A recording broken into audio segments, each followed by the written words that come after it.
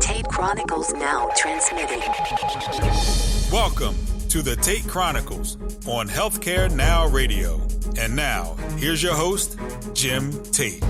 Good day, citizens of the free world, from border to border, coast to coast, and to all the ships at sea.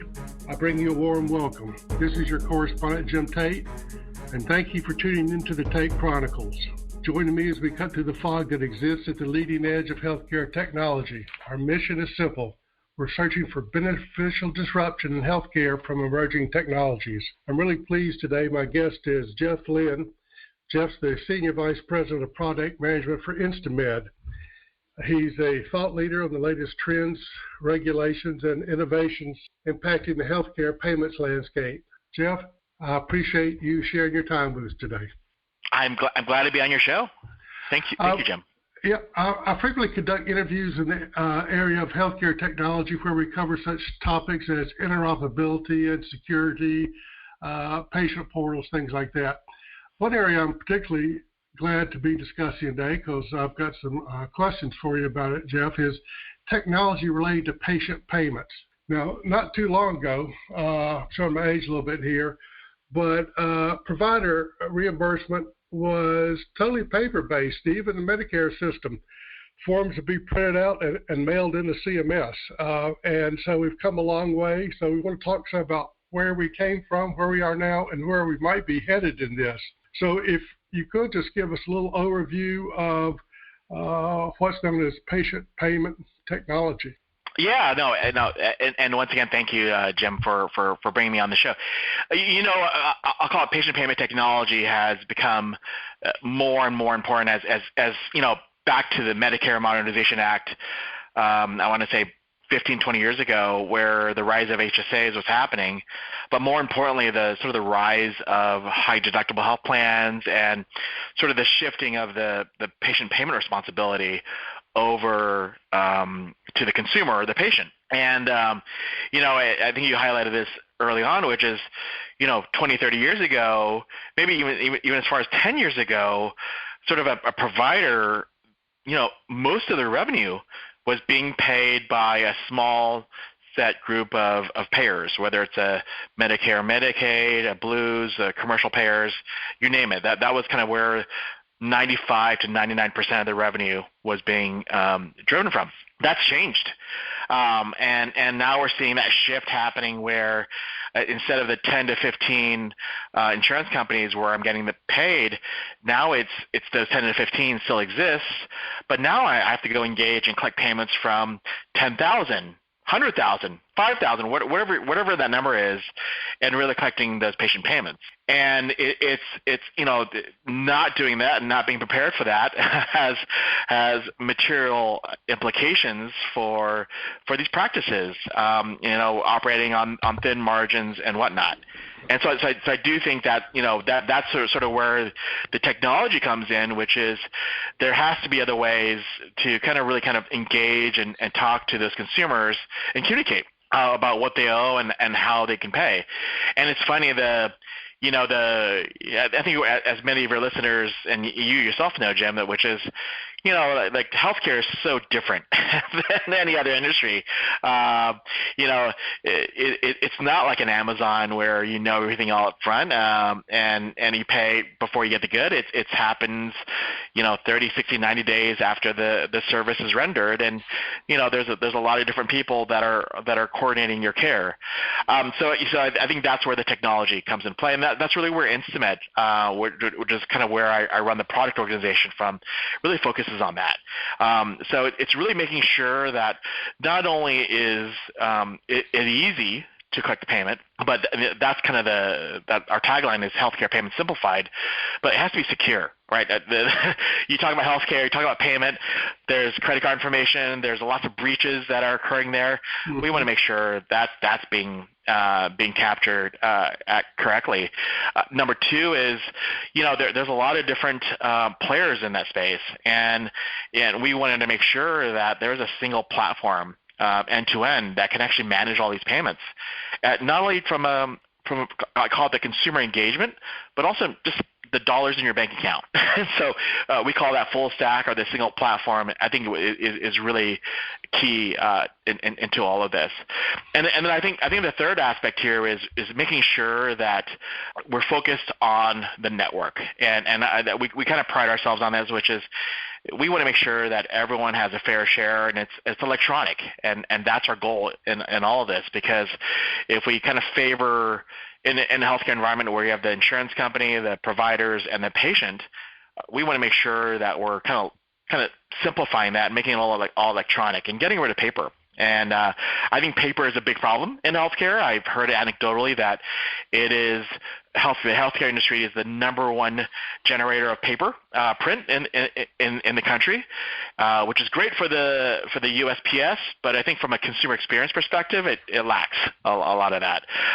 So that's sort of a high level kind of vision here, sort of like how we're approaching and looking at the patient payment technology and the whys tied to that. And that's very helpful, Jeff. Let me break it down just a little bit. So if I go to a provider, there's going to be if I have insurance, third-party reimbursement, and it's probably going to be some part of the payment that's coming from myself as the patient. Are you working in both those areas? Is it totally across the board? It's across the board, exactly. Okay. And, I've used the phrase before, which is there's not one way to do things, too, which I think is part of the sort of our mantra, which is making sure that we engage with the patient. You know, I call it the old Burger King motto: "Have it your way." Right? Mm-hmm. So if you want it without tomatoes, with pickles and whatnot, that's kind of what consumers want. So if they want to go pay that at the point of sale, when the point of service, so they're coming in, great, that's great. If they want to go pay from the online portal, great. If they want to give you their credit card or their bank account to pay that, and when the claim adjudicates and just automatically collect that, great. That's these are all kind of things that we offer. Sure. Or paying via IVR, those are the things that I think is healthcare is sort of broad and applies to everyone. We all get health care, and it's impossible to say that consumers only want to do one thing one way from a payment perspective. So, the banking word that we hear all the time was made popular 10 years ago. It was called omni-channel, which is collecting payments from all channels. And I always joke that healthcare was omni-channel before omni-channel became a word, because we had to engage with the patient and across the entire spectrum here. And I think that was the critical portion of that at the end of the day. So that's sort of our key mantra and business components there. Before I dive into some of the details of the technical aspects of things, Jeff, kind of one thing I want to mention that I know is an issue that always comes up. Everybody eventually is going to be a patient in one way or another, even if they're just wellness visits.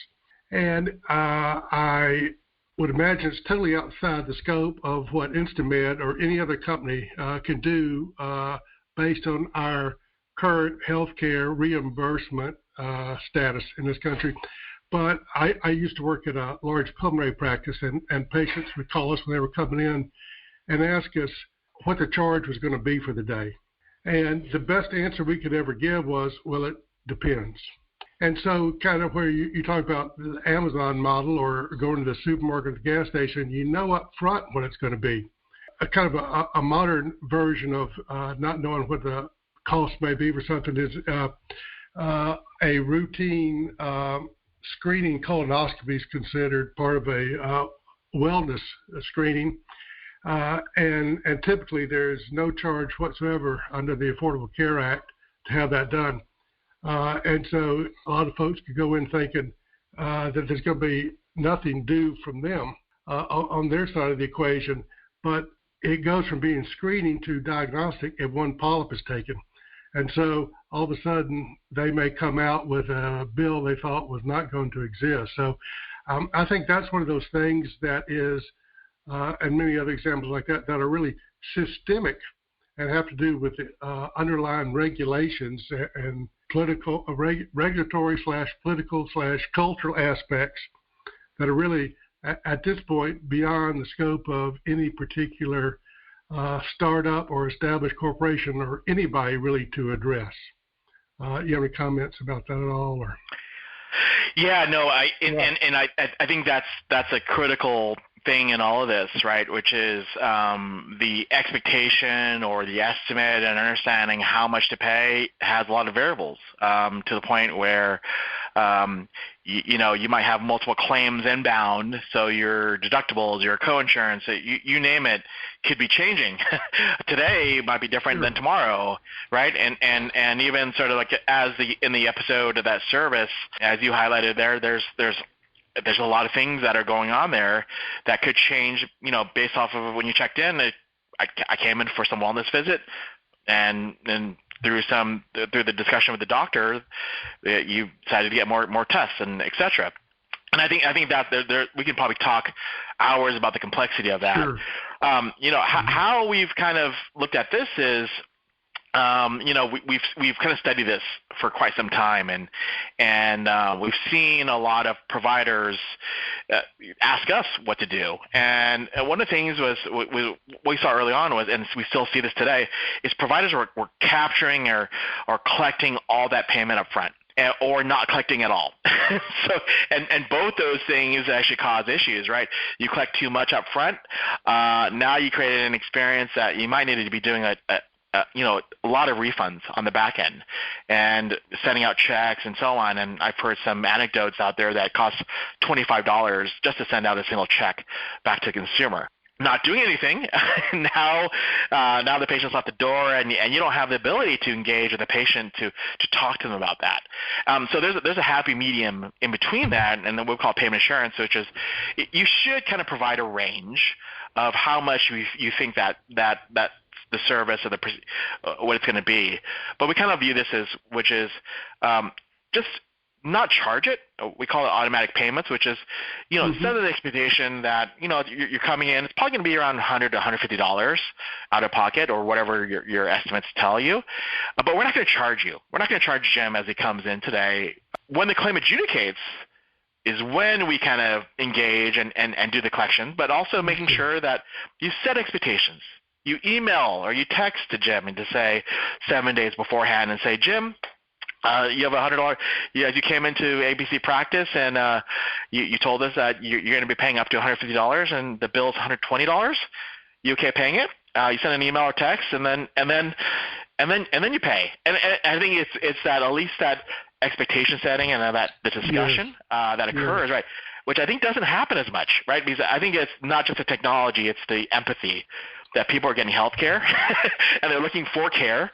And I think that's what also needs to happen when they're coming to the doctor or the hospital. That's a good point, Jeff. Nobody likes surprises. So if you're not expecting a particular charge and it comes in, that's a shock. But then also it puts you in a place of doubt is what's going to happen next. So forewarned is a good thing. Well, I appreciate you responding to that. Let's hop over a little bit to the technology of the work you're involved with at InstaMed. One of the big buzzwords these days in all industries, including healthcare, is machine learning or artificial intelligence. How can that play a part in collections? I've read some blogs. There's a really good blog on the InstaMed site. Let me direct everybody that it's InstaMed, InstaMed.com/blogs. Really good information there. But I read one recently about AI in collections. What are your thoughts on that? What are y'all doing? Yeah, I know that's a great question, Jim. And I'll say this: this all stemmed from being very focused on the consumer/patient here. And as these bills are getting larger, the broad strokes of sending out a simple bill or a single bill that messages the same thing across all your entire population or customer base just doesn't apply anymore. And, we took a page out of sort of the other industries out there, which is Google, the Amazons, the Facebooks of the world. When they kind of look at and engage with the consumer, they tailor them. They tailor the messages or they tailor the understanding of what's really going to engage with the consumer. And I think our goal was to make sure that was tailored. So when we're looking at this, the things that we're looking at here is one of the things that is how can we personalize the bills? But more importantly, with the end goal of the consumer paying those bills, but also becoming sort of a digital participant or patient engaging with the provider. And we've heard some stats out there, which is, patients are willing to they're willing to go look for other providers if they really have a bad patient experience. And I always use that phrase, which is the last impression is the lasting impression, and typically the last impression is the bill, and that becomes the lasting impression of that. So we applied AI to looking at the consumer and really kind of looked at all the data sources that are out there that are available, but also because we're a network and we have so much billions of dollars, hundreds of billions of dollars of data on our platform of what's been paid and what's not been paid, it really helps us cater sort of specific segmentation or messages, even optimizing payment plans and recommending payment plans for certain patients, and that's all built into our product there. So there's actually no work for the provider to be doing. It's more of a just let us know the parameters, and we'll kind of cater that with our machine learning AI language to kind of study that. And it learns. I think the power of this is that as we send out more bills and as the data that we have improves, we start learning more about what's really going to help and trigger the patient and driving them to pay or driving them to enroll with something so they don't receive paper bills anymore. So this really helps us kind of engage in that aspect. Make sense? You mentioned there, it kind of got my interest a little bit, Jeff, almost like customized payment plans based on certain parameters. And I won't ask you what those parameters might be, but you mean certain payment plans might be suggested that would be more applicable to certain individuals to make it, I don't know if easier is the right word, but less friction for them to pay their bills, their healthcare bill. Okay, let's see. Yeah, exactly. It's more palatable. It's typically we look at the patient, we look at how large the bill is, and that's an important thing here. Which is, you probably don't need a payment plan if it's $20 or $5. But we're seeing bills of $2,000, $3,000, $4,000, and it's all about providing some payment options to the consumer to really, as you put it, Jim, reduce the friction. Yeah. Sure. I'm sorry I interrupted you. Go ahead. Yeah, no, that was it. That was it. That's what we call our personalization initiative. Sure. As part of reading some of the blogs at the InstaMed website, I ran across this thing called the InstaMed Innovation Lab. What's that?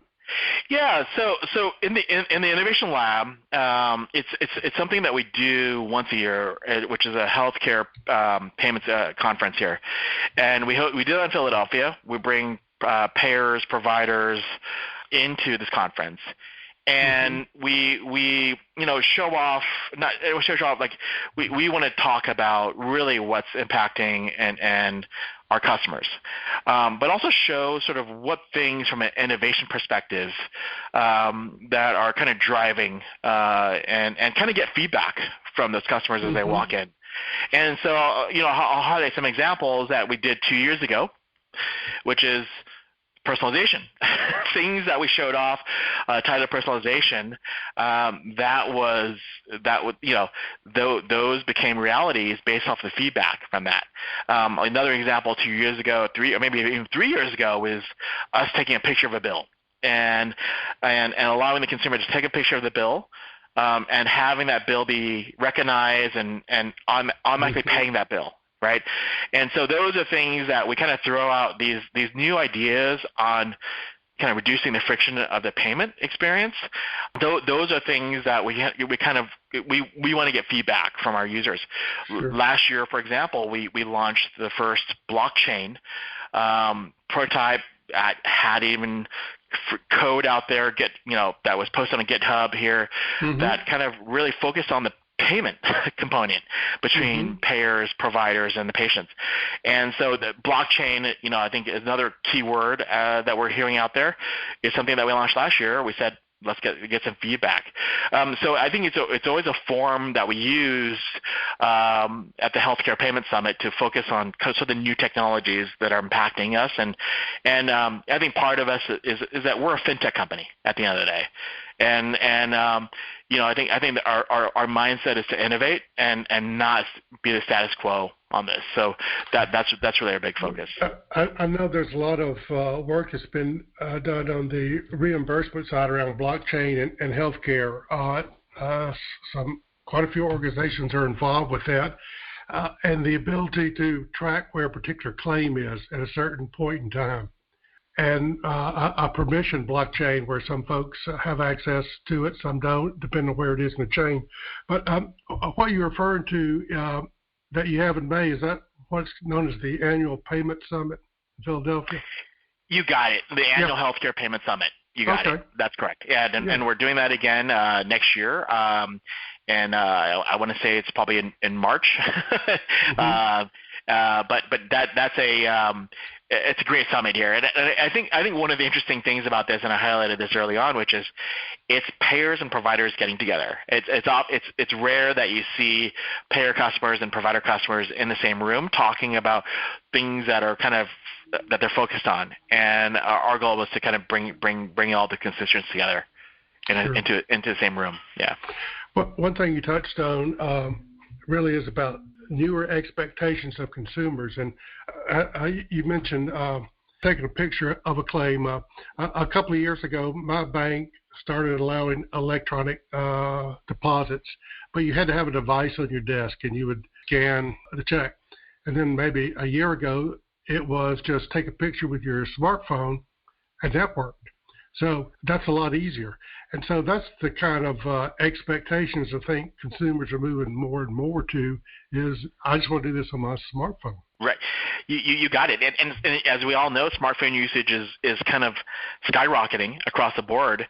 And it's funny, like what you hear at all the major conferences is patient engagement. Right, and really, I highlighted this earlier, which is patient engagement when it's digital, which is what we all want.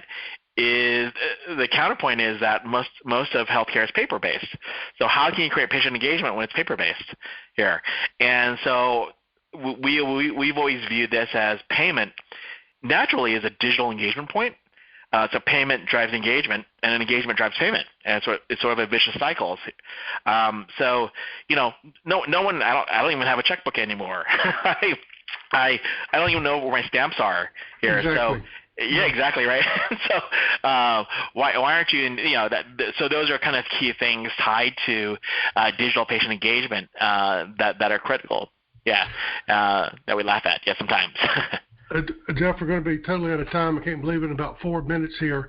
So let me weigh into something that we can talk about for 30 minutes, but let's see if we can do it much quicker. The latest political debate has to do with certainly Medicare for all, Medicare for who wants it, all these kind of things. What does that mean for providers, payers, and patients? The shifting expectations or a regulatory environment ahead. Yeah, it's a great question. I'll say I don't have the crystal ball on this, right? Because we're going into an election year next year. A lot will be talked about, regardless of what side of the aisle you sit upon. And I don't, it could go both ways. I mean, the models are varying here that sit across it. And don't know. I like to hope that at the end of the day, I'll say from our vision here, is as long as we give consumers the choice, and not mandating one thing or the other. I think that way fits the American dream here, but also aligns with the philosophy, which is my old Burger King, have it your way, right? Yeah. Medicare for all might be great for you, but or not, and that's sort of my vision for that. Sure. Yeah. I found out that one thing you and I have in common, Jeff, is we both have radio shows on the network HealthcareNOW Radio.com. I believe yours is called, your show's called Payment Matters, and you've been doing that for, I believe you're about to start your third season. Who do you talk to, and how's that going for you? Yeah, it's great, and thanks for having me again on today, Jim. But yeah, Payment Matters is a show I have on HealthcareNOWradio.com, and it's exciting. We have guests, payers, providers, vendors that really talk about the things that impact all the payment matters of healthcare. And, things are changing fast across the board. And as I highlighted earlier, we're heading into an election cycle next year. And so topics and questions are going to relate to sort of what's happening and what we look as we look at each constituent, what they're looking for as well. So I think I can squeeze in one more question here. InstaMed, who are your customers? Are they EHR vendors? Are they practices? Are they hospital systems? Who employs your technology? Yeah, so our vision, our goal is a network, and we built a network here. So yes, they're EHR vendors, they are providers, they are hospitals, they're also payers and insurance plans. And our goal is that they're all our customers. So it's a broad mission and a broad objective here, but our goal really is to simplify healthcare payments and make it all electronic. And I think if we're doing that, we can actually get rid of a lot of waste in the industry. Say for folks who want to know more about InstaMed, they can go to InstaMed, InstaMed.com. As we close out, I want to thank our audience for joining me on this episode of the Tate Chronicles. I offer a special salute to my guest today, Jeff Lynn from InstaMed.